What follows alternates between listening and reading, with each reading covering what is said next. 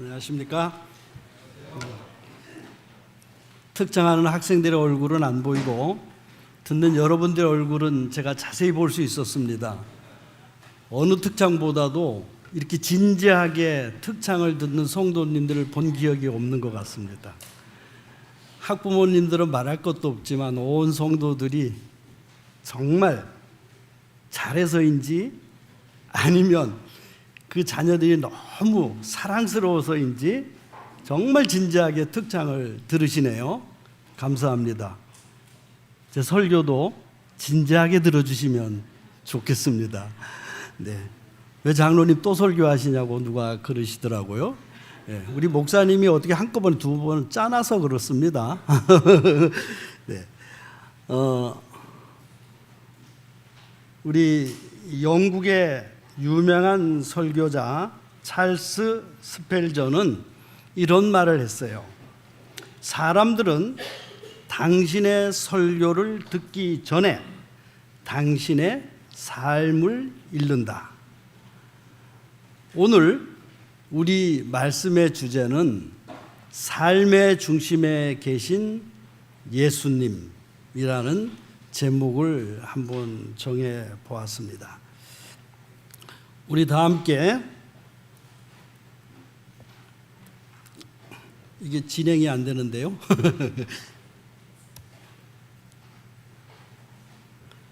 네, 우리 성경절 갈라디아 2장 20절인데요. 눌러도 안 되고.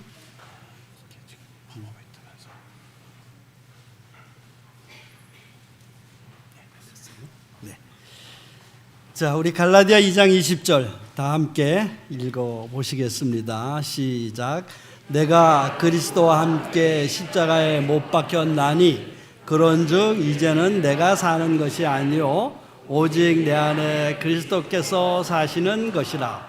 이제 내가 육체 가운데 사는 것은 나를 사랑하사 나를 위하여 자기 자신을 버리신 하나님의 아들을 믿는 믿음 안에서 사는 것이라.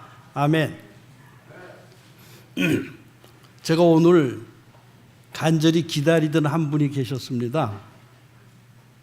안 오신다고 그랬는데 오셨어요. 우리 홍강암 성도님 진심으로 환영합니다. 네.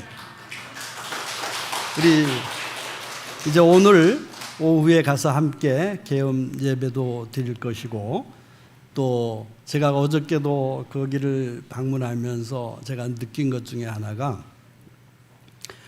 저는 1996년에 은혜 산업을 처음 시작했어요. 근데 그때 뭘 할지, 어떻게 해야 할지, 누구에게 팔아야 하고 어떤 걸 사서 해야 할지 아무것도 모르는 상태에서 시작했습니다. 그런데 오늘까지 하나님께서 인도해 주셨어요. 제가 어저께 서윤희 집사님에게 꼭 그때의 심정, 나의 그 심정이 집사님의 모습 같다. 그리고 제가 그 전날 가서 함께 기도를 했습니다. 여러분, 내 안에 그리스도께서 사시는 삶은 나에게 예수님이 보여지는 삶이에요. 그때 마음의 평화가 오고 모든 것이 이루어진다는 사실입니다. 그런데요, 이 성경절을 제가 자세히 읽어보면 여기에 나는 어떤 존재인가 하는 겁니다. 나는 어떤 존재예요? 십자가에 못 박힌 존재입니다. 그 말은 나는 없는 존재라는 뜻이에요. 그럼 내 안에는 내가 사는 게 아니고 그리스도께서 사시는 그런 것입니다. 내 삶에 예수님이 계시다는 것이 어떤 것일까 한번 생각해 보시기 바랍니다. 이 사냥을 좋아하는 한 임금님이 늘 이 국사의 머리가 아프면 사냥을 나갑니다. 그리고 활쏘기를 너무 좋아했어요. 그래서 가끔 시간이 되면 사냥을 가는데, 그날 사냥을 가서 아무 결과물 없이 돌아오는 길에 한 마을을 지나는데, 마을 그 벽에 그림이 하나 그려져 있었어요. 전도사님, 이게 안 넘어가요. 예. 그 그림은 정말 이 임금님을 깜짝 놀라게 만드는 그림이었습니다. 이 임금님이 활쏘기를 너무 좋아하는데 이게 잘못 고른 거 아니에요? 그럼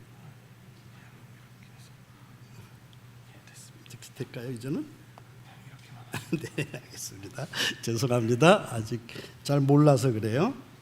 이런 그림이 벽에 보이는 거예요. 이 임금님이 눈이 번쩍 뜨였습니다. 저 정도 실력이면 충분하겠구나. 누가 이렇게 활을 잘 쏜단 말이야. 그러면서 말에서 내려서 그 마을 사람을 불렀어요. 누가 이렇게 백발백중 명중을 할 수 있는 사수가 누군지 한번 좀 보고 싶다. 그랬더니 마을 사람들이 껄껄 웃으면서 한 젊은이를 데리고 왔습니다. 근데 보니까 좀 모자라 보여요, 이 젊은이가. 그래서 임금님이 너가 이렇게 했느냐 하니까 그렇다는 거예요. 그럼 한번 해봐라. 이 젊은이가 활을 당기더니 이 관영을 향해서 여기 살을 쏘는 게 아니고 하얀 그냥 벽에다 대고 딱 쏘더니 그 다음에 펜을 가지고 가지고 동그라미를 그리기 시작하는 거예요. 제가 그 이야기를 어느 책에서 딱 읽으면서 이런 생각이 딱 나는 거예요. 그래, 그 중앙에다 뭔가를 맞추려고 하는 게 얼마나 어렵겠냐. 그런데 중앙에 이미 정해져 있고 그것을 향하여 우리가 살아갈 때는 얼마나 편할까, 이런 생각이 딱 드는 거예요. 여러분, 우리의 중심에 예수님이 계시면 우리는 어떻게 잘 살아보려고 막 정말 예수님께 마음이 들게 살아보려고 노력하는 게 아니고 그냥 살면 돼요. 살면 예수님은 항상 우리 가운데 계시는 것이죠. 네, 이제 잘 넘어가네요. 네.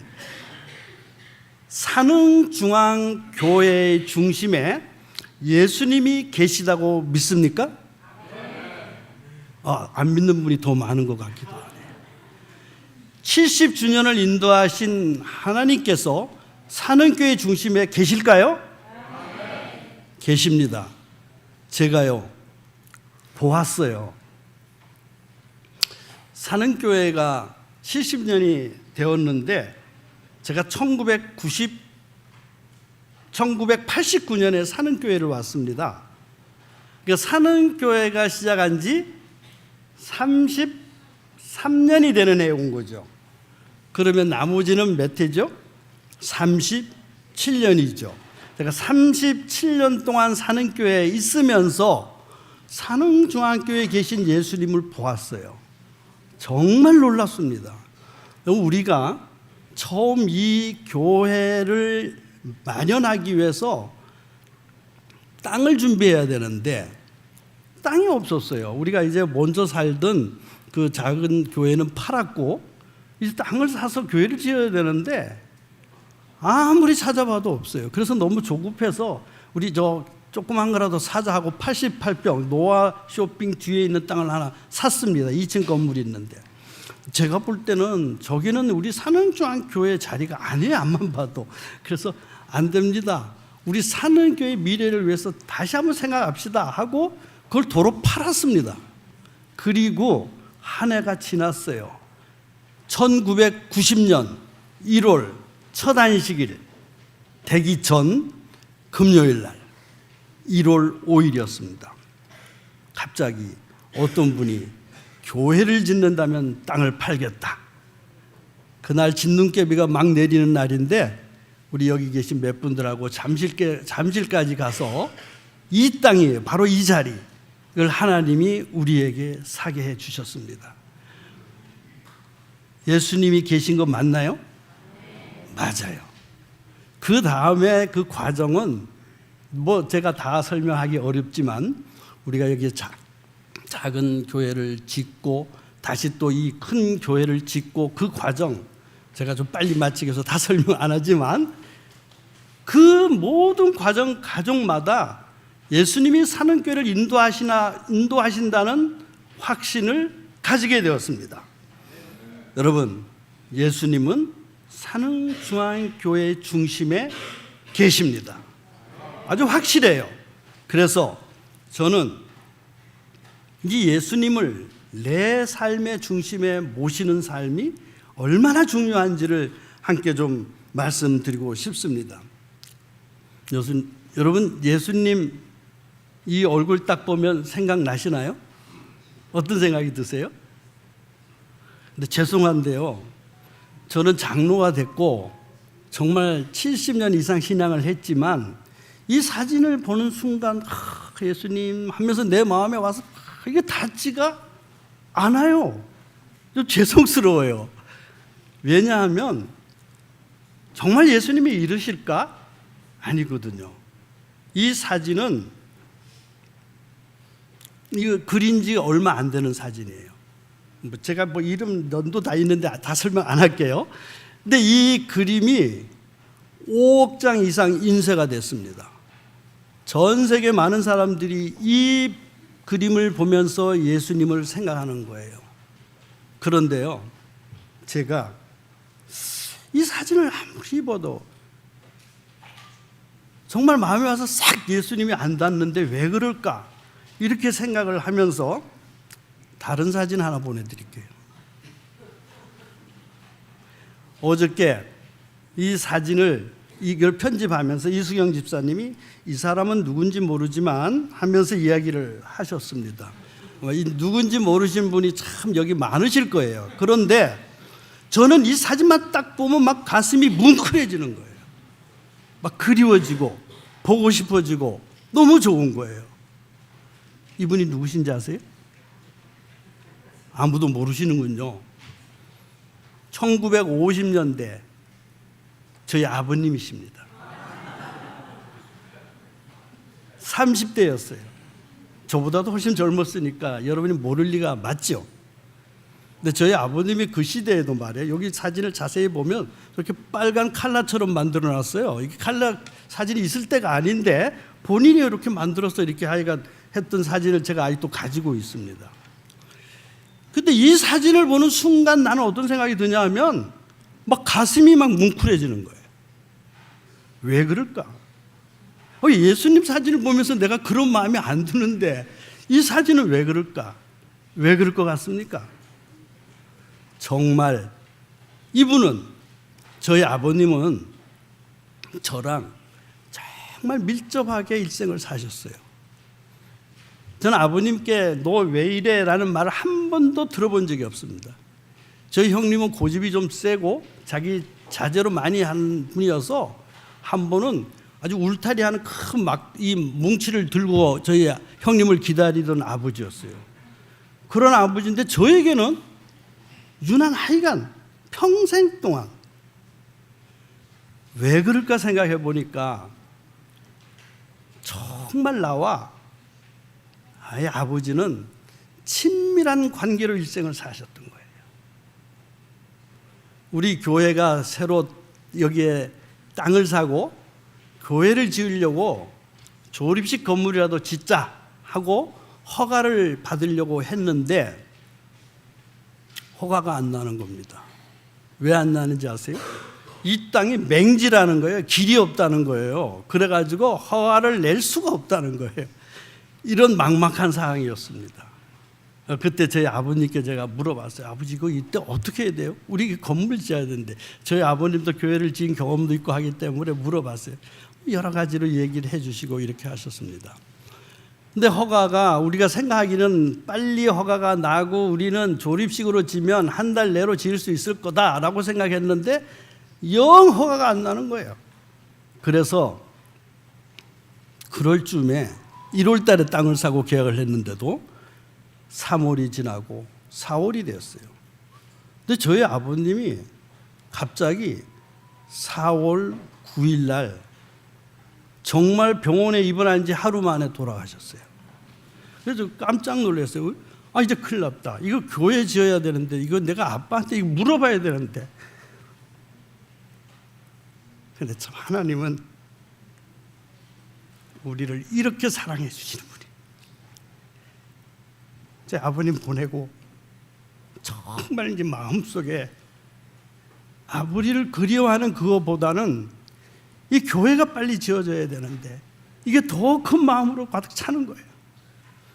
그래서 쉽게, 그리고 저는 성격이 약간 좀 현실적인 사람입니다. 막 어떤 분은 슬픔에 빠지면 못 일어나는데 저는 쉽게 일어나는 성격이에요, 하여간. 그래서 그리고 났는데, 여러분, 우리 교회가 7월 13일경에 드디어 건축 허가가 났어요. 뭐 여러 가지 방법을 만들었습니다. 이 길을 만들고 뭐 이렇게 하여간 도면상으로 만들어서 허가가 나고, 교회를 20일 만에 다 지어서 예배를 드렸어요. 8월 초였습니다. 그리고 그 예배 드리는 안식일 오후에 온 성도들, 제가 여러분 이거 저는 매일 기록하는 메모 카렌더가 있어요. 그걸 보고 지금 얘기하는 거예요. 그런데 37명의 교인들이 그때 세대의 봉개차로 강원도를 가서 그동안에 그 했던 모든 노고를 씻고 돌아왔어요. 오늘 청년 학생들의 그 모습을 보면서 참 감동을 받았는데, 산흥중앙교회는 예수님이 이렇게 인도하시는 교회라는 사실을 저는 정말 이 과정 하나하나에서 깨닫게 됐습니다. 교회를 처음 지었을 때 얼마나 기뻤던지, 그리고 그해 가을에 입당 예배를 드렸는데 제 기록에 보니까 손님이 300명이 오셨더라고요. 그 조그만 교회 어떻게 300명이 오셨나? 제가 지금 생각해도 의아스럽지만 기록에 남아 있어요. 하나님께서 그렇게 인도하신 것입니다. 여러분, 우리가 예수님을 모시고 살면 예수님이 우리 안에서 일하시고 함께 하시는 거예요. 혹시 여러분 이런 책을 아시죠? 예수님이라면 어떻게 하실까? 제가 이 책을 읽어보면서 굉장히 마음에 감동이 됐어요. 정말 이 이야기의 간추리면 이렇습니다. 한 목사님의 교회에 이 실직한 사람이 와서 함께 머물다가 갑자기 이제 세상을 떠나는 이야기인데, 그가 이제 마지막으로 교인들에게 한 말을 하는 거예요. 그래서 갑자기 교인들이 깜짝 놀라서 그 사람의 이야기를 듣는데, 교회가 정말 이 세상에 어려운 사람들을 위해서 존재하는 것이 아니냐. 당신들은 많은 것을 누리고 그냥 찬미하면서도 생활은 이렇게 실직하여 죽어가는 사람들을 위하여 조금도 관심을 갖지 않는 게 이게 옳으냐라는 의문을 던지고 돌아가신 거예요. 그 다음에 목사님이 우리 1년 동안 한번 예수님이라면 어떻게 하실까라는 주제를 가지고 매사를 해보자, 이렇게 제안을 했고, 이렇게 따르는 사람들의 이야기가 기록된 책이에요. 저도 정말 예수님이라면 이 세상에서 어떻게 했을까를 많이 생각해 봤습니다. 그런데 이것은 한 작가가 쓴 소설이어서 제가 이제 그렇게 마음에 쏙 들지는 않았는데, 여러분, 우리가 어제 새벽 기도회 때 읽은 책이 하나 있죠. 무슨 책인지 혹시 기억나시나요? 우리 제가 이 기록해 놓은 거를 다 보면서 하면은 그래서 그렇게 하는데, 그거죠. 하나님이 더 세다. 예, 제가 이제 그 생각이 안 났는데, 하나님이 더 세다라는 책을 읽을 때 굉장히 감동이 됐었죠. 그때 새벽 기도회마다 우리가 그걸 읽었어요. 그런데 왜 감동이 됐냐면, 이거는 한 분의 실화예요. 경험한 것이기 때문에. 그래서 이 예수님이라면 어떻게 하실까라는 것보다 정말 이분의 책, 하나님이 더 세다가 감동이 됐는데, 그보다 더 감동이 되는 책이 하나 제가 있는데요. 이거예요. 무슨 책인지 아시죠? 어두운 밤 빛나는 별. 아브라함 라루의 생애를 쓴 겁니다. 이 아브라함 라루라는 사람이 정말 그의 마음속에 예수님이 계셨다는 사실을 저는 이 사람의 일대기를 보고 알게 됩니다. 그리고 이분이 중국에 선교사로 가기 위하여 일생을 준비한 사람이었어요. 근데 중국에 오래전부터 이제 복음이 역사가 기니까 들어갔습니다. 그런데 그 후에 어떤 선교사가 가가지고 설교를 했어요. 무슨 설교를 했냐면 예수님을 소개한 것이죠. 예수님은 이런 분이다고 이렇게 설교를 하고 끝을 냈더니 거기 앉았던 무리들이 이렇게 얘기하는 거예요. 당신이 오늘 설교한 그 사람 우리 동네에 사셨습니다. 이렇게 얘기하는 거예요. 그래서 깜짝 놀래가지고 그러냐고. 그분이 어디 계시냐고. 여기 사시다가 돌아가셔서 저기 저 공동묘지에 계시다고. 그래서 그 안식일 오후에 그분들하고 가서 그 묘지를 보게 됩니다. 그랬더니 바로 오래전에 이 마을에 와서 복음을 전한 선교사였던 것이죠. 그래서 그 선교사가 예수님처럼 살았던 거예요. 그랬기 때문에 그들의 모든 사람들이 그분을 예수님으로 기억했고 지금 설교하신 이 선교사의 이야기가 그분과 똑같다고 생각했던 것이죠. 제가 그 이야기를 기억하면서 바로 이 아브라함 라루가 그런 사람처럼 느껴지게 된 것입니다. 이 책의 제목이 별로 이렇게 하는 이유가 있어요. 제가 이번에 다시 한번 이 책을 읽게 됐습니다. 그래서 아주 이번에는 정말 진지하게 읽었는데 읽으면서 새로운 것을 두 가지 발견했어요. 이 아브라함 라루의 출생은 여기 보이는 이 그림 뭔지 혹시 아세요? 각시대 대증축에 있는 사진이에요. 뭐죠?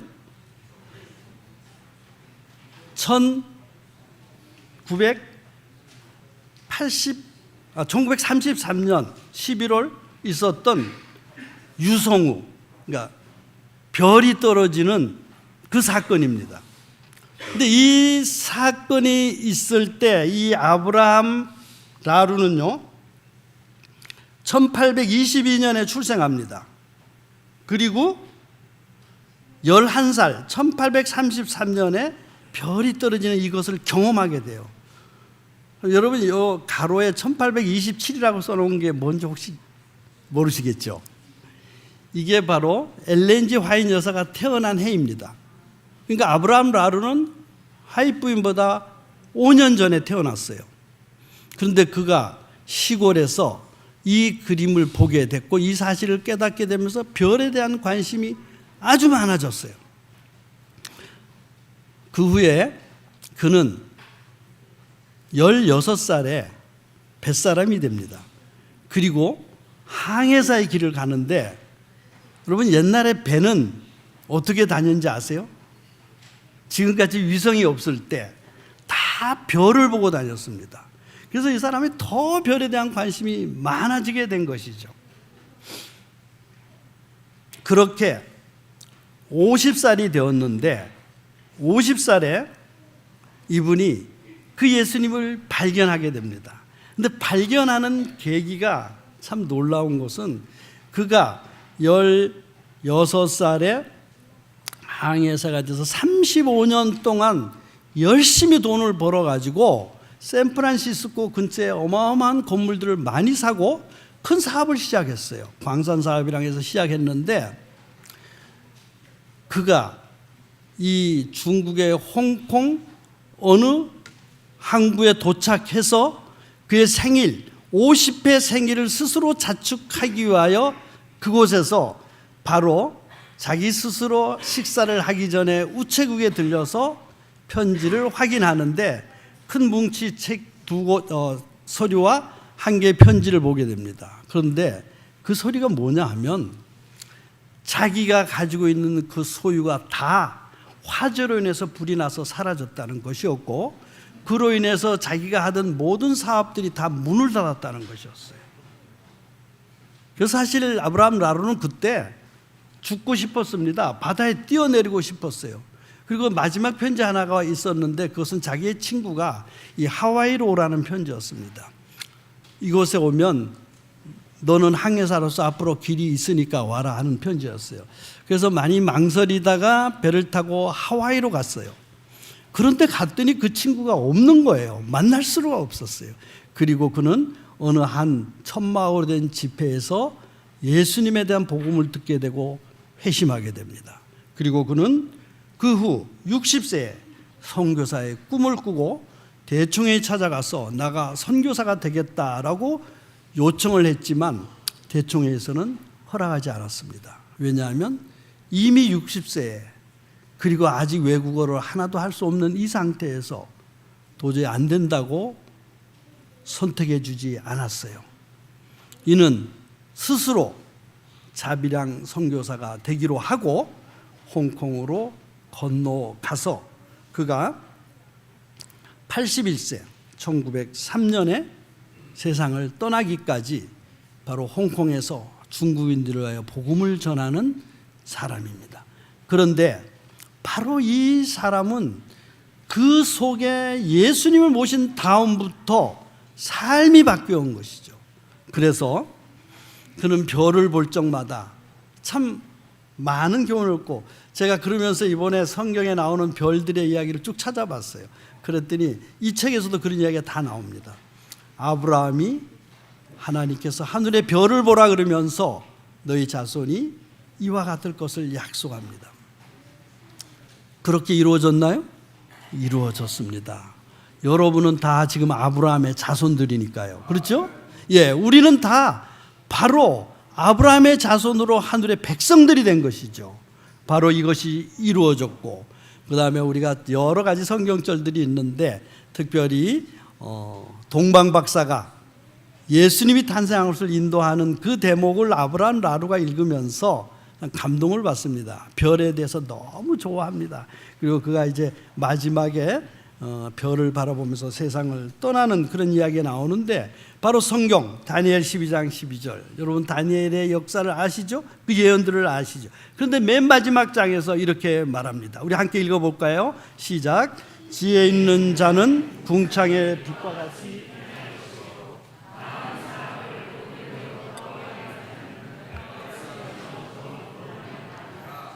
아브라함은 이 말씀이 너무 좋았어요.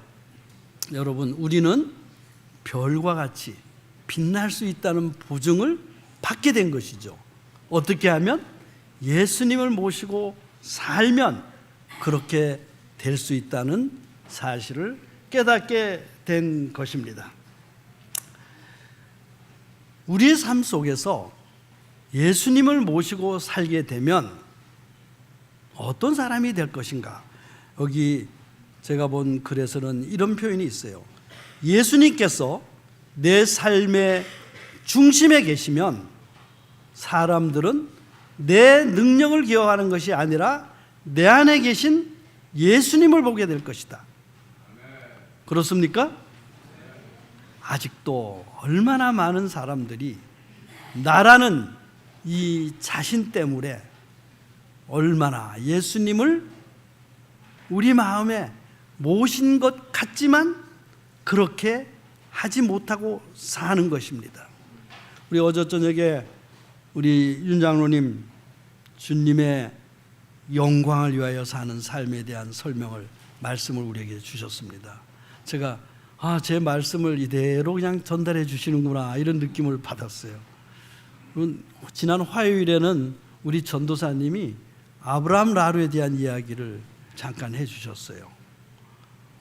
저 목사님 내가 하려는 설교 다 하시나 보다 하고 제가 깜짝 놀랐었는데, 근데 여러분, 이 아브라함 라루가 이렇게 헌신했을 때 얼마나 큰 역사가 일어난지 우리 전도사님 말씀에 의하면 바로 일본의 선교사를 만나고 그분이 일본의 한 분을 침례받게 하고 그분이 다시 우리나라 사람에게 침례를 베풀고 그리고 다시 우리 교단이 한국에 세워지게 되는 역사를 이렇게 이어져서 설명해 주신 것입니다. 그 당시에 일본에 계셨던 그 선교사가 윌리엄 그레인저 목사님이셨어요. 그런데 이 아브라함 라루가 그 일본에 가서 그 목사님 가정에서 며칠을 계시다가 돌아오게 되는데,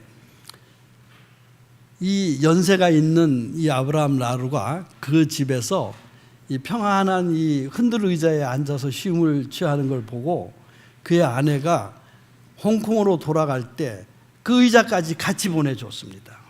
그리고 돌아와서 얼마 후에 이 일본에 계신 목사님의 아내의 편지를 받게 되는데 목사님이 갑자기 돌아가셨다는 거예요. 그래서 이 아브라함 라루가 그때 큰 충격을 받으면서 마음에 괴로워하고 있었습니다. 근데 놀라운 것은 그의 아내의 편지 끝에는 이렇게 말했어요.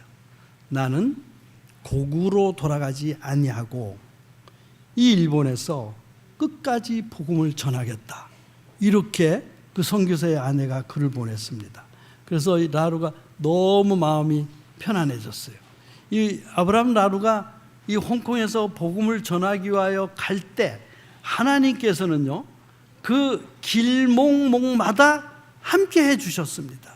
마치 사는교회 70년을 인도하신 것처럼 그가 이제 홍콩으로 자비랑 선교사로 떠나는 배 위에서 간판에 올라가서 기도하러 올라갔습니다. 그런데 그때 스웨덴 사람 올슨이란 그 젊은이가 기도하는 모습을 보고 다가왔어요.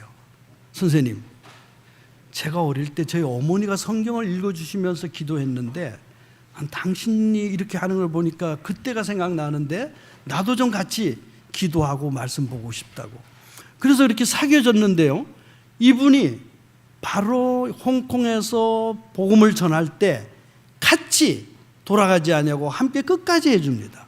그리고 또 한 분 그를 도와주는 분이 계셨는데 바로 이 목시라고 여기는 성이 목시, 중국 사람인데 선상에 가서 전도를 하는데 아주 유창하게 영어를 하는 사람의 목소리를 듣게 된 거예요. 그래서 이분이 찾아갔습니다. 이분을. 그랬더니 이분이 아주 유명한 그 중국의 공무원이었어요. 그래서 그와 대화를 하면서 이야기를 하다가 예수님을 소개했는데 이분이 관심을 보이면서 나는 절대 예수님을 믿지 않을 겁니다. 그러나 당신의 이야기가 참 좋고 당신의 책이 좋습니다 하면서 따르기 시작했는데 결국 이 아브라함 라루가 세상을 떠날 때 이 목시와 그리고 아브라함 라루가 요청한 선교사가 그가 돌아가시기 바로 전해에 홍콩에 도착해서 바로 이 목시에게 침례를 주고 새로운 개척을 하게 되는 것이죠. 그리고 라루는 그 다음에 1903년에 세상을 떠나게 되는 장면이 나옵니다. 여러분, 삶의 중심에 예수님이 계신 사람들은 이 세상의 모든 것이 전혀 문제가 되지 않습니다. 그가 이 홍콩에서 돌아가고 싶은 가족이나 누구도 그는 그리워하지 아니하고 오직 예수님만 모시다가 그의 일생을 마친 그 역사를 다시 한번 생각해 보면서 정말 우리는 예수님이 우리에게 가장 필요하다는 사실을 기억하고 우리의 삶에 정말 우리가 예수님 믿은 지 얼마나 됐어요? 그러면서도 아직도 정말 내 속에 예수님이 계신지 정말 의심스러울 때가 있어요. 믿음의 주요 또 온전케 하시는 이인 예수, 그 예수가 우리의 마음속에 있을 때 우리는 바라보고 살게 될 것입니다. 여러분, 이제부터 우리는 내 안에 예수님이 일하시고 예수님이 계시게 살아야 될 것입니다. 정말 우리의 삶 자체가 예수님이 되는 그 모습, 그것이 오늘 우리에게 필요한 것이에요. 그런데 여러분, 참 오랜 신앙을 했지만 쉽지는 않아요. 근데 말씀은 그리스도께서 사신 것이라. 내가 주님을 모시고 사는 게 아니고 예수님이 내 안에서 살아주시는 거예요. 그러면 우리는 어떻게 하면 돼요? 그 예수님의 말씀만 따라가면 되는 것이죠. 그러기 위해서 우리는 예수님과 더 친숙한 관계로 살아가야 할 것입니다. 제가 아무리 예수님 사진을 봐도 왜 마음에 쏙 안 닿고 아버지 사진을 보면 이렇게 마음에 확 감동이 오는가 생각해 보니까 정말 예수님과 내가 친밀한 관계로 살지 못했다는 것을 느끼게 됐습니다. 여러분, 이제 정말 우리의 마음속에 예수님이 살아계셔서 그분이 우리를 주관하게 하시고 그분의 뜻을 따라서 우리는 살기만 하면 되는, 우리의 중심 속에 꽂혀 있는 화살처럼 예수님이 가운데 계시면 우리는 얼마든지 예수님을 통하여 행복하게 살 수 있고 구원을 얻을 수 있습니다. 우리의 마음의 중심이 돈이 될 수도 있고 건강이 될 수도 있고 자녀가 될 수도 있고 가족이 될 수 있어요. 오늘 우리 교과 내용도 똑같았죠. 우리 이은혜 집사님이 다 예수님을 우선으로 하고 싶은데 가족에 대해서 얘기할 때는 약간 좀 부담이 된다고 이렇게 얘기를 했어요. 그럴 수 있죠. 예수님은 그것을 원하지 않습니다. 우리를 그렇게 불행하게 만드시는 분은 결코 아니시니까요. 우리가 예수님을 중심에 모시고 살면 우리는 예수님을 따라갈 수 있습니다. 우리 산흥중앙교회와 예수님이 함께 하셔서 70년을 인도하신 것처럼 우리의 삶 속에도 예수님이 계셔서 우리를 예수님이 인도하시는 길로 따라가는 삶으로 살게 할 때 우리의 삶은 변화할 것입니다. 정말 예수님이라면 이렇게 했을 것이라는 확신을 가지고 우리는 살아갈 수 있을 것입니다. 다시 한번 우리의 삶 속에 정말 이론으로는 말할 수 있지만 삶으로는 쉽지 않은 이 사실을 우리가 예수님을 통해서 이루어 가시기 바랍니다. 예수님이 해주시는 거예요. 우리가 할 수 있는 게 아니죠.